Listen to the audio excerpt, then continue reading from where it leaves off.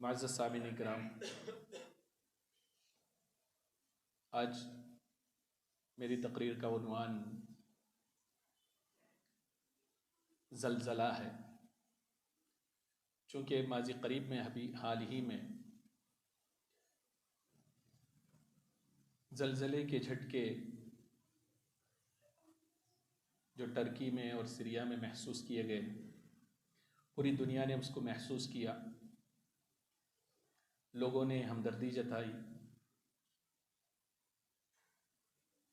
تو میں نے مناسب سمجھا کہ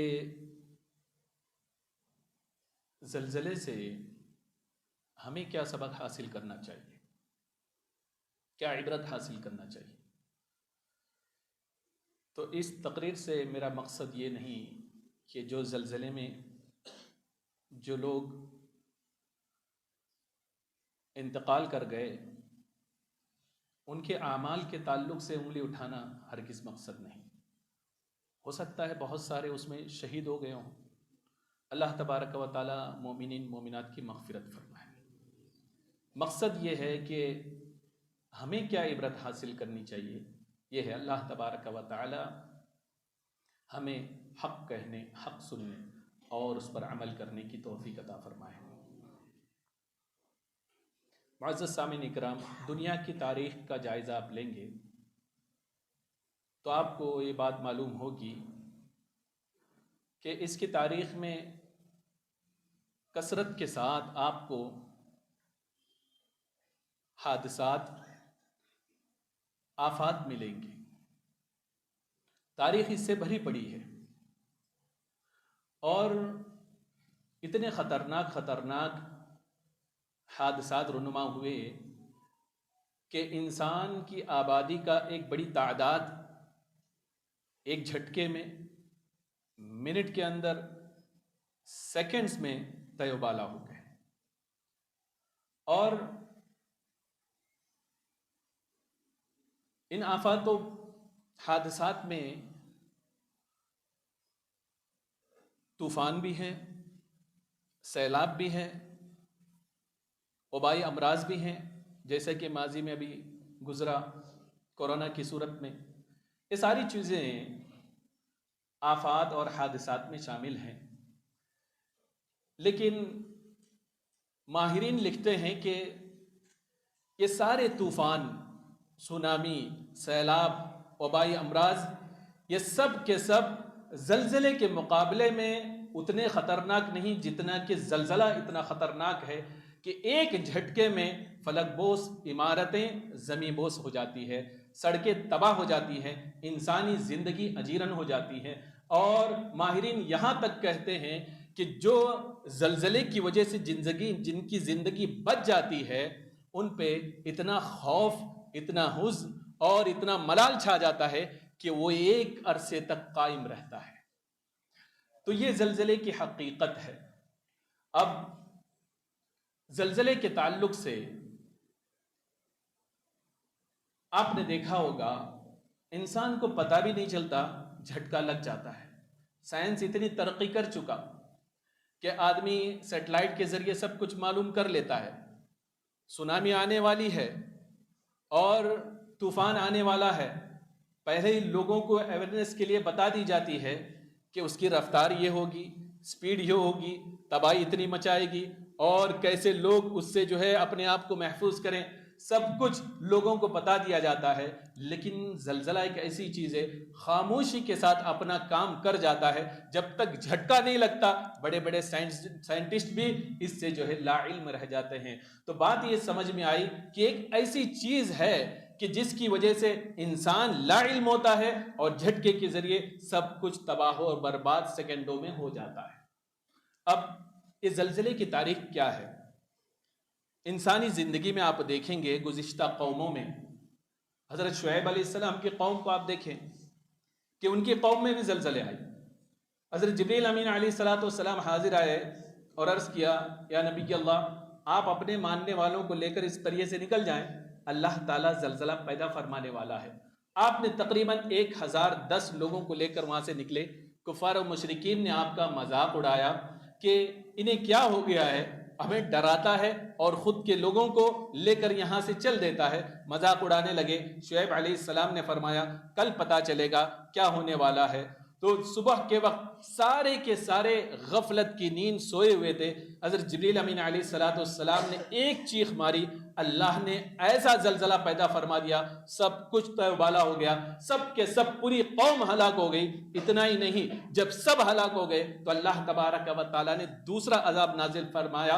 وہ یہ تھا کہ آسمان سے آگ برسی اور سب کے سب جتنے لاش تھے جل کر خاکستر ہو گئے۔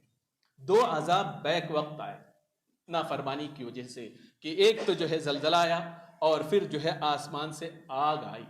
تو اب یہ زلزلہ آتا کیسے ہے؟ سائنٹیفکلی آپ دیکھیں، سنتے رہتے ہیں، لیکن ہمیں اسلامی نقطہ نظر سے یہ دیکھنا ہے کہ یہ زلزلہ آتا کیسے ہے۔ تو حضرت ابن عباس رضی اللہ تعالیٰ عنہ فرماتے ہیں، تفسیر روح البیان اور دوسرے کتب احادیث میں موجود ہے، حضرت ابن عباس رضی اللہ تعالیٰ عنہ فرماتے ہیں کہ اللہ تبارک و تعالیٰ نے ایک بہت بڑا پہاڑ جسے کوہ قاف کہتے ہیں اسے پیدا فرمایا، اور یہ اتنا بڑا ہے، امام ابن عربی رضی اللہ تعالیٰ عنہ ارشاد فرماتے ہیں کہ ایک بزرگ کوہ قاف کے اونچائی جا کر واپس آئے، میری ملاقات بھی، میں نے ان سے پوچھا کب آپ نکلے، کب پہنچے؟ تو فرماتے ہیں کہ فجر کی نماز پڑھ کے نکلا، عصر کے وقت کوہ قاف کی چوٹی میں پہنچا، یعنی ایک اتنا ڈسٹنس تھا صبح سے لے کر عصر تک۔ لیکن قربان جائیں، حضرت ابن عربی رضی اللہ تعالیٰ عنہ فرماتے ہیں کہ تعجب نہ کرنا، ڈسٹنس کو چھوٹا نہ سمجھنا، تمہیں پتا ہے وہ اپنے وقت کے ابدال تھے، صبح میں نکلے تو عصر اس طریقے سے پہنچے کہ ان کا ایک قدم جہاں تک نظر جاتی وہاں ایک قدم ان کا پہنچتا، اس طریقے سے وہ کوہ قاف کے چوٹی پر پہنچے۔ تو اتنا بڑا پہاڑ اللہ تبارک و تعالیٰ نے دنیا میں رکھا ہے۔ اور ابن عباس رضی اللہ تعالیٰ عنہ فرماتے ہیں کہ جس طریقے سے درخت کی شاخیں برگد کے آپ دیکھے ہوں گے کہ بہت دور تک پھیل جاتے ہیں، کہیں اوپر نظر آتے ہیں اور کہیں زمین تلے نظر آتے ہیں، اسی طریقے سے اللہ تبارک و تعالیٰ نے، آپ فرماتے ہیں کہ اس کی نسوں کو، اس کی جڑوں کو پوری دنیا میں پھیلا دیا ہے۔ کوئی قریہ، کوئی سٹی، کوئی جگہ ایسے نہیں جہاں اس کی جو ہے شاخ نہ جو ہے نس نہ پہنچتی ہو۔ اور جب اللہ تبارک و تعالیٰ یہ چاہتا ہے کہ کسی مقام پر زلزلہ پیدا فرمائے، شدت کا ہو کہ کم ہو، تو اللہ تعالیٰ کوہ قاف کو حکم فرماتا ہے کہ کوہ قاف فلاں جگہ، فلاں قریہ، فلاں مقام پر اتنے جو ہے دوری پر تو زلزلے کے جھٹکے پیدا کر۔ تو وہ اپنے ایک نس کو، جس کا کنیکشن اس قریے کی طرف ہوتا ہے، اس سٹی کی طرف ہوتا ہے، حرکت دیتا ہے۔ جس شدت کے ساتھ اللہ کا حکم ہوتا ہے کہ اس شدت کے ساتھ جو ہے سختی کے ساتھ زلزلہ پیدا کر، اسی سختی کے ساتھ وہ اپنے نس کو ہلاتا ہے تو اس جگہ پر زلزلہ پیدا ہو جاتا ہے۔ تو بات یہ سمجھ میں آئی، سائنٹیفکلی کچھ بھی ہو، لیکن اسلامی نقطہ نظر سے یہ ہے کہ اللہ تبارک و تعالیٰ کا حکم ہوتا ہے، کوہ قاف اپنے نس کو ہلاتا ہے تو اس جگہ جو ہے زلزلے پیدا ہوتی ہے۔ تو اس طریقے سے زلزلہ آتا ہے۔ تو اب ہمیں یہ سمجھنا ہے، زلزلہ تو اللہ کے حکم سے آتا ہے، لیکن اللہ تبارک و تعالیٰ زلزلے کا حکم کیوں دیتا ہے؟ اس کی وجہ کیا ہوتی ہے؟ ریزن کیا ہوتا ہے؟ تو ترمذی شریف کی ایک حدیث میں ہے، جس میں رسول اکرم صلی اللہ علیہ وسلم نے پوری فہرست گنا دی، 12 باتیں گنا دی جو قوم میں پائی جائے تب زلزلہ آتا ہے۔ رسول اکرم صلی اللہ علیہ وسلم فرماتے ہیں، ترمذی شریف کی حدیث ہے، تم جو ہے سخت آندھیوں کا انتظار، سرخ آندھیوں کا انتظار کرو اور زلزلوں کے جھٹکوں کا انتظار کرو، تم زمین میں دھس جانے کا انتظار کرو۔ سرکار فرماتے ہیں تم جو ہے چہروں کے مسخ ہونے کا انتظار کرو، تم آسمان سے پتھر برسنے کا انتظار کرو۔ اتنا ہی نہیں، سرکار فرماتے ہیں کہ اس کے بعد ایسی ایسی نشانیاں ظاہر ہوں گی کہ جس طریقے سے ایک تسبیح کے دانہ اس سے پرویا جاتا ہے اور ایک طرف سے کاٹ دیا جائے، جس قدر وہ دانے پے در پہ گرتے ہیں، اس طریقے سے تم نشانیوں کا انتظار کرو۔ اب اس حدیث میں سرکار نے جو فرمایا کہ ان چیزوں کا انتظار کرو، کب انتظار کرو؟ جب یہ علامتیں پائی جائیں تب جو ہے انتظار کرو۔ اب وہ علامتیں کیا ہیں؟ سرکار دو عالم صلی اللہ علیہ وسلم فرماتے ہیں، جب مال غنیمت کو گھر کی دولت سمجھنے لگے تو انتظار کرو، جب امانت دبانے لگے لوگ اس بات کا انتظار کرو، جب زکوٰۃ کو لوگ ٹیکس سمجھنے لگے اور بوجھ سمجھنے لگے تو اس عذاب کا انتظار کرو۔ علم دین جو لوگ سیکھیں وہ دنیاوی مفاد کے لیے سیکھیں، اور انسان جو ہے ماں باپ کو چھوڑ کر اپنی بیوی کا اطاعت کرنے لگے اور ماں باپ کو دور کرے، دوست کو قریب کرنا شروع کر دے، اور مسجدوں میں شور و غل شروع کر دے، اور قوم کے قیادت جو ہے فاسق و فاجر لوگوں کے ہاتھ میں آ جائے، اور انسان کی عزت آدمی اس لیے کرے تاکہ اس کی شرارت سے بچے، اور گانے بجانے کا سامان کثرت کے ساتھ لوگوں میں پائے جانے لگے، اور شباب و کباب کی مستیاں ہونے لگی، اور آخر میں 12ویں علامت جو سرکار نے فرمایا کہ بعد میں پیدا ہونے والے لوگ، بعد میں آنے والے لوگ اگلے لوگوں پر لعنت کرنے لگے، ان کی برائی کرنے لگے۔ ان ساری باتوں پر آپ غور کریں۔ اس کے علاوہ حضرت عائشہ صدیقہ رضی اللہ تعالی عنہا فرماتی ہیں، حدیث پاک میں آتا ہے کہ جب لوگ زنا کثرت کے ساتھ کرنے لگے اور شراب کو حلال سمجھنے لگے، ایک میں یہ آیا کہ جو لوگ جو ہے زنا کو حلال سمجھنے لگے تو اللہ تبارک و تعالیٰ کی غیرت جوش میں آتی ہے، اور اللہ تبارک و تعالیٰ زمین کو حکم فرماتا ہے کہ زلزلے پیدا کر۔ تو یہ ساری چیزیں جو ان احادیث میں بیان کیے گئے ہیں، تو اب آپ سوچیں اپنی سوسائٹی کا، اپنے ماحول کا، اپنے گرد و پیش کا آپ جائزہ لیں۔ کیا ایسا نہیں مال غنیمت کو لوگوں نے اپنا سمجھنا شروع نہیں کیا، اور جو ہے دوست کو جو ہے ماں باپ سے زیادہ قریب سمجھنے نہیں لگا، اور بیوی کے آنے کے بعد کانا پوسی کرتے کرتے اس حد تک وہ انسان پہنچ جاتا ہے اس کی اطاعت میں، ماں باپ کو کیئر کرنا بند کر دیتا ہے، اور کبھی کبھی ہولڈ ہاؤس میں بھیجنا شروع کر دیتا ہے۔ اور اتنا ہی نہیں بلکہ گانے بجانے تو اس قدر عام ہو گئے، فحاشی عیاشی انٹرنیٹ کے ذریعے اس قدر عام ہو گئے، لوگ اسی کی طرف مائل ہوتے جا رہے ہیں۔ اور اس کے علاوہ انسان کی عزت، یعنی آپ دیکھیں ایک شریر ہوتا ہے، آدمی اس سے بھاگنے لگتا ہے، لیکن ماحول ایسا بن چکا ہے شریر سے بھی آدمی قریب ہوتا ہے، اس کی بھی عزت کرتا ہوا نظر آتا ہے۔ وجہ کیا ہے؟ وجہ یہ ہے شریر سے بھاگنے کے بجائے وہ صرف اور صرف اس لیے عزت کرتا ہے تاکہ میں اس کی شرار سے بچ جاؤں، اس کی تکلیف سے بچ جاؤں، اس لیے وہ عزت کرتا ہوا نظر آتا ہے۔ اور سب سے زیادہ اہم چیز جو آپ دیکھیں موجودہ ماحول میں، موجودہ دور کا بہت سارے لوگ ایسے بھی موجود ہیں جو اگلے بزرگان دین پر، علماء و صلحاء پر، صحابہ کرام رضوان اللہ تعالی علیہم اجمعین تک لوگوں نے لعنت کرنا شروع کر دیا، لوگوں نے انگلی اٹھانا شروع کیا، حتیٰ کہ اس قدر بڑھ گئے کہ لوگ جو ہے صحابہ کے پتلے بنا کر کلمہ پڑھنے والے جلانا شروع کر دیا۔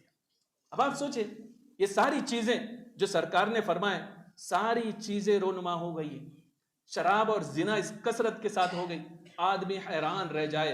اور حضرت عمر بن خطاب رضی اللہ تعالیٰ عنہ فرماتے ہیں کہ ایک مرتبہ زلزلہ آیا، ایک روایت میں ہے حضرت عمر رضی اللہ تعالیٰ عنہ کے ہاتھ میں کوڑا تھا، زلزلے کے جھٹکے جو ہی آپ نے محسوس کیے، آپ نے ایک کوڑا زمین پر مارا اور آپ نے فرمایا کیا میں تیرے ساتھ انصاف نہیں کرتا؟ خاموش ہو جا۔ جو ہی آپ نے کوڑا مارا زمین ساکت ہو گئی، زلزلے بند ہو گئے۔ اور دوسری روایت میں مصنف ابی شیبہ کی ہے کہ آپ نے لوگوں کو جمع کیا اور فرمایا اے لوگوں کہ زلزلہ آ رہا ہے، اس کا مطلب یہ ہے کہ تم لوگوں نے دین میں نئی نئی چیزوں کی ایجاد شروع کر دی ہے، بدعات کے تم نے شروع کر دیا ہے، اس لیے اللہ تبارک و تعالیٰ نے یہ زلزلہ پیدا کر دیا ہے، اور اگر آج کے بعد ان چیزوں سے تم نہیں بچتے ہو میں تم سے نکل کر الگ ہو جاؤں گا۔ تو ان سارے احادیث سے یہ بات سمجھ میں آتی ہے کہ جب زنا عام ہو جائے، شراب خوری عام ہو جائے، ماں باپ کی عزت کرنا لوگ بند کر دیں، اور جو ہے امانت میں خیانت کرنے لگے، گانے بجانے عام ہو جائیں، یہ ساری چیزیں جب رونما ہو جائیں تو سرکار نے کیا فرمایا؟ تم اب جو ہے اس کے بعد سرخاندیوں کا انتظار کرو، تم جو ہے زلزلے کے جھٹکوں کی انتظار کرو، تم جو ہے زمین میں دسنے کا انتظار کرو، تم جو ہے چہرے کا مسح ہونے کا انتظار کرو۔ اتنا ہی نہیں، تم اس بات کا انتظار کرو کہ آسمان سے تم پر پتھر برسنے لگے۔ تو ان سارے ماحول کے باوجود ساری چیزیں رونما ہو چکی ہیں، برائیاں عام ہو چکی ہیں، اس کے باوجود بھی آسمان سے پتھر ابھی برسے نہیں۔ آپ خیر منائیں، ہم خیر منائیں، اللہ تبارک و تعالی ہم کو عذاب سے بچائے، زلزلوں سے بچائے، مسخ سے بچائے اور زمین پہ دسنے سے بچائے۔ اللہ تعالی ہمیں اپنی رحمت میں جگہ عنایت فرمائے۔ تو بتانے کا مقصد یہ ہے کہ یہ ساری چیزیں ایسی ہیں جس کی وجہ سے زلزلے آتے ہیں۔ آدمی آسمان پر اڑنے لگے، سیٹلائٹ پر قبضہ کرنے لگے، اور ایک مومن آسمان پہ جا کے بسنا شروع کر دے۔ زمین کی خرید و فروخت تو شروع ہو چکی ہے، اور پوری گلوب کو جو ہے آدمی ایک آنگن کی طرح انٹرنیٹ کے ذریعے بنا لے۔ کتنا بھی ترقی کر لے لیکن انسان کو اپنی اوقات کو بھولنی نہیں چاہیے، اور رب نے جس مقصد کے لیے پیدا کیا ہے اس مقصد کو بھولنا نہیں چاہیے۔ اب جب اس مقصد کو بھولے گا تو یقیناً زلزلے کے جھٹکے آئیں گے۔ مصنف ابن ابی شیبہ کی حدیث ہے، سرکار دو عالم صلی اللہ علیہ وسلم کے زمانے میں ایک مرتبہ زلزلے کا ہلکا سا جھٹکا آیا۔ سرکار دو عالم صلی اللہ علیہ وسلم نے لوگوں سے فرمایا، اے لوگوں، تمہارا رب یہ چاہتا ہے کہ تم اس کی طرف رجوع کرو، توبہ کے ذریعے رب کو منا لو۔ اب یہ زلزلہ ہے، اور زلزلہ آنے کے بعد انسان کریں کیا کریں؟ تو حضرت عائشہ صدیقہ رضی اللہ تعالیٰ عنہ فرماتی ہیں، امام ابن قیم نے الجواب الکافی میں اس کے تعلق سے تفصیل سے لکھا ہے کہ حضرت عائشہ صدیقہ رضی اللہ تعالیٰ عنہ فرماتی ہیں کہ جب زلزلہ آ جائے تو لوگوں کو چاہیے کہ وہ اللہ کی طرف رجوع کرے، توبہ کرے، اپنی بدعمالیاں کو چھوڑ دے، اسی میں اس کے لیے خیر ہے، ورنہ لوگوں کے لیے ہلاکت ہے۔ حضرت عمر بن عبد العزیز رضی اللہ تعالیٰ عنہ کے زمانے میں بھی جھٹکا آیا، تو آپ نے سارے اپنے حکماء کو، آپ نے جو ہے حاکم لوگوں کو خط لکھا اور فرمایا کہ جب لوگوں میں گناہ کی کثرت ہو جائے تو زلزلے کے جھٹکے آنے لگتے ہیں، لوگوں کی تباہی شروع ہو جاتی ہے، لہذا لوگوں سے کہو صدقہ اور خیرات کی کثرت کریں۔ حضرت عبداللہ بن مسعود رضی اللہ تعالیٰ عنہ ایک مرتبہ کوفہ میں تھے، آپ جھٹکا آیا تو آپ نے لوگوں کو جمع کر کے فرمایا، اے لوگوں، رب تم سے ناراض ہو چکا ہے، اب رب کو منانے کی کوشش کرو، اپنے گناہوں سے توبہ کرو، اسی میں تمہارے لیے خیر ہے، اور اگر تم رب کو مناتے نہیں تو رب کو کوئی اس کی پرواہ نہیں کہ تمہیں کس وادی میں لے جا کر ہلاک کر دے۔ تو یہ سارے احادیث اور بزرگان دین کے اقوال ان باتوں کو بتاتی ہے کہ جیسے کہ رسول اللہ نے بھی فرمایا کہ تم رب کو مناؤ، رب کو راضی کرو، اس لیے کہ زلزلے کے جھٹکے اس لیے آتے ہیں، اس لیے کہ رب تم سے ناراض ہو چکا۔ ہم اپنے اعمال کا جائزہ لیں، اپنے گرد و قرب و جوار کا جائزہ لیں، اپنی سوسائٹی کا جائزہ لیں کہ برائیاں عام ہوئی کیا نہیں۔ ہم دیکھیں، لوگ یہ سوچتے ہیں کہ ہم جو ہے انڈیا میں رہتے ہیں، ٹرکی جو ہے تقریباً یوروپ کے قریب ہے، اور سیریا میں جو زلزلہ آیا وہ بھی ٹرکی کے قریب عرب میں آتا ہے، ہم دور ہیں۔ ایک مرتبہ جب زلزلہ آ گیا تو جو ہے اب یہاں ہم محفوظ ہیں، یہ نہ سوچیں، بلکہ بخاری شریف کی حدیث میں رسول اکرم صلی اللہ علیہ وسلم نے ارشاد فرمایا، قیامت اس وقت تک نہیں آئے گی جب تک کہ علم اٹھا لیا نہ جائے، قیامت اس وقت تک نہیں آئے گی جب تک کہ زلزلے کی کثرت نہ ہو جائے۔ تو یہ نہ سمجھے کہ زلزلہ ایک مرتبہ وہاں آ گیا تو یہاں نہیں آئے گا، یہاں آ گیا تو وہاں نہیں آئے گا۔ اللہ تعالی ہم سب کو محفوظ رکھے۔ تو گویا کہ زلزلے کے جھٹکے کہیں بھی آ جائے تو حضرت عائشہ صدیقہ رضی اللہ تعالی عنہا اور حضرت عبداللہ بن مسعود رضی اللہ تعالی عنہ نے بتا دیا کہ تمہارا رب تم سے ناراض ہے، لہذا اب تم اپنے رب کو منانے کی کوشش کرو۔ پچھلی امتوں میں آپ دیکھیں، وَيَا قَوْمِ لَا يَجْرِمَنَّكُمْ شِقَاقِ قَوْمٍ، پورے قوم ہود و قوم صالح و قوم لوط سب کچھ بتا دیا رب نے کہ پورے قوم ہود قوم صالح کو سب کو دیکھو، اور آخر میں فرمایا کہ قوم لوط تو تم سے دور بھی نہیں جن پر عذاب آیا۔ یعنی ہم یہ سمجھتے ہیں کہ اس زمانے میں عذاب آیا اور دور کے مقام پر عذاب آیا، تو قرآن نے صاف طور پر بتا دیا ان قوم صالح، قوم نوح، قوم لوط پہ سب پہ آیا، اور قوم لوط پر جو آیا وہ تم سے قریب تر ہیں، ان سے تم عبرت حاصل کرو، لہذا عبرت حاصل نہیں کرتے ہو تو تمہاری ہی بھی تباہی قریب ہے۔ اور جب بندے نیک ہوتے ہیں تو اللہ تبارک و تعالیٰ قرآن مجید میں فرماتا ہے وَمَا كَانَ رَبُّكَ لِيُهْلِكَ الْقُرَىٰ إِلَّا بِظُلْمٍ وَأَهْلُهَا مُسْلِمُونَ، یعنی اللہ تبارک و تعالیٰ کسی قریے کو، کسی سٹی کو ہلاک نہیں کرتا جبکہ وہاں نیک لوگ موجود ہوں۔ تو اس آیت کریمہ سے یہ بات ثابت ہوئی، جہاں نیک لوگ ہوتے ہیں، لوگ اللہ کی عبادت کرنے والے ہوتے ہیں، فرما بردار ہوتے ہیں، تو اللہ تبارک و تعالیٰ اس شہر کو تباہ نہیں کرتا، اس شہر کو برباد نہیں کرتا، وہاں کے لوگوں کو ہلاک نہیں کرتا۔ شرط یہ ہے کہ لوگ نیک ہو جائیں۔ اور ہم آج بھی اب دیکھیں، زلزلے کے جھٹکے آنے کے باوجود، ایک جھٹکا نہیں کئی جھٹکا آ چکا، اور جو ہے فلک بوس عمارتیں جو ہے زمین دوز ہو چکی، لوگ جو ہے کتنے سارے جو ہے اب تک مر چکے، شہید ہو چکے، ہم اس سے عبرت حاصل نہیں کر رہے ہیں۔ ہمیں چاہیے کہ ہم عبرت حاصل کریں، ورنہ یہ ہوگا کہ ہم سوچتے رہ جائیں۔ قرآن میں بھی اس کو تفصیل سے بیان کیا ہے، کیا لوگ اس بات سے غافل ہو گئے؟ انہیں اس بات کی فکر نہیں کہ ہماری پکڑ کب آ جائے؟ وہم نائمون، ہمارے جھٹکے اس وقت آ جائے عذاب، اس حال میں کہ وہ سوئے ہوئے ہوں۔ آپ سوچیں، فجر کی نماز میں کتنے لوگ ہوتے ہیں؟ امام صاحب سے پوچھے تو پتا چلے گا 8 سے 10 لوگ، زیادہ سے زیادہ 11، اتنے لوگ ہوتے ہوں۔ کیوں؟ سوئے ہوئے ہیں، نیند کو قربان کرنے کے لیے تیار نہیں۔ وہ اس بات سے بے خوف ہے ہم سوئے رہیں گے تو جس طریقے سے ہماری نیند کے ذریعے ہم محفوظ ہیں، زلزلے کے بھی جھٹکے سے بھی نعوذ باللہ محفوظ رہیں گے۔ ایسا نہیں، اللہ تعالیٰ نے صاف طور پر فرما دیا وَهُمْ نَعِيمُونَ، کہ ہم اس طریقے سے ہمارے عذاب آ جائیں گے۔ لوگ اس بات سے بے فکر ہو گئے اور آرام سے سو رہے ہیں۔ اور یہ بھی فرمایا کہ وَهُمْ يَلْعَبُونَ، آگے فرمایا کہ لوگ اس بات سے بے فکر ہو گئے کہ ہمارا جو ہے صبح کے وقت ہمارا جھٹکا آ جائے، اچانک ہمارا عذاب آ جائے، اس حال میں کہ جو ہے وَهُمْ يَلْعَبُونَ، وہ کھیل کود میں مشغول رہے۔ افامنوا مکر اللہ، کیا تم اللہ تبارک و تعالیٰ کی تدبیر سے بے خوف ہو گئے ہو، بے فکر ہو گئے ہو؟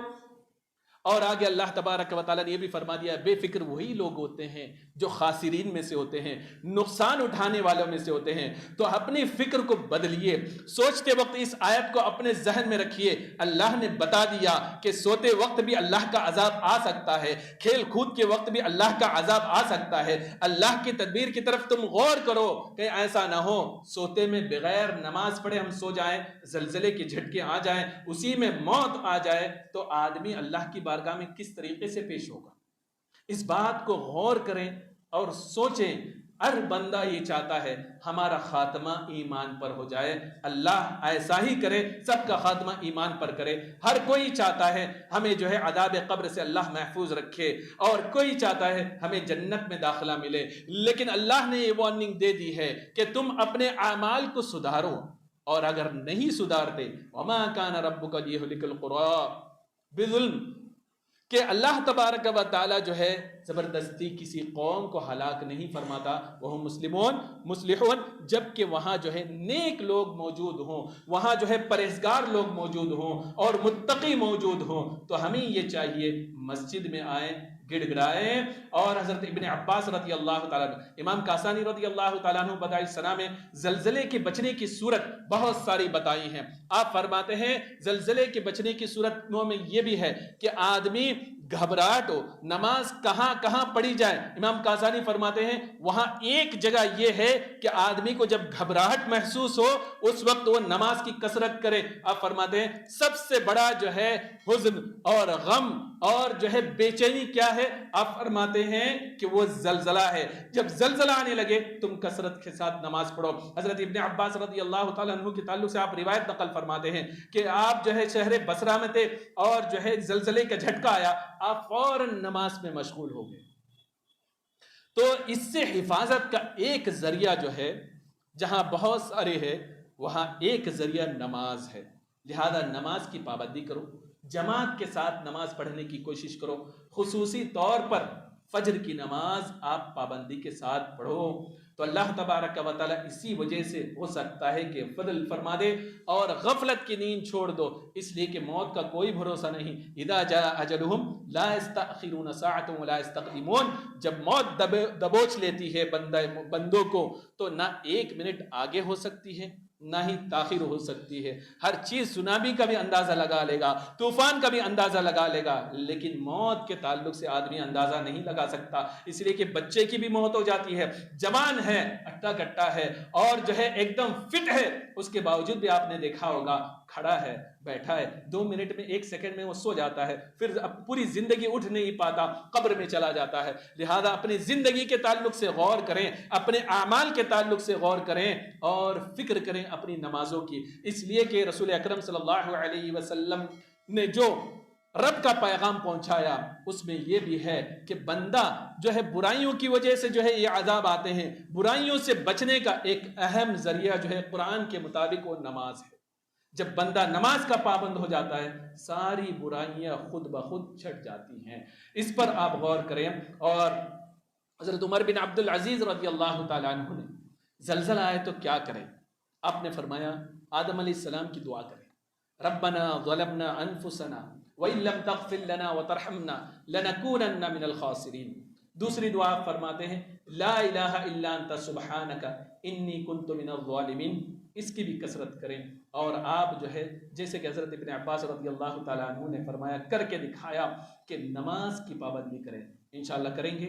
فجر میں انشاءاللہ تبارک و تعالی کل سے 10 نہیں بلکہ جو ہے پوری مسجد تقریباً فل ہو جانی چاہیے, غفلت سے بیدار ہو جائیے. اس لیے کہ موت کا کوئی ٹھکانہ نہیں, کبھی بھی آ کر جو ہے وہ انسان کو دبوچ سکتی ہے موت. اپنی آخرت کی فکر کریں. جب آخرت کی فکر کریں گے اللہ تبارک و تعالیٰ دنیا کے ہر معاملے کے لیے تمہارے لیے کافی ہوگا.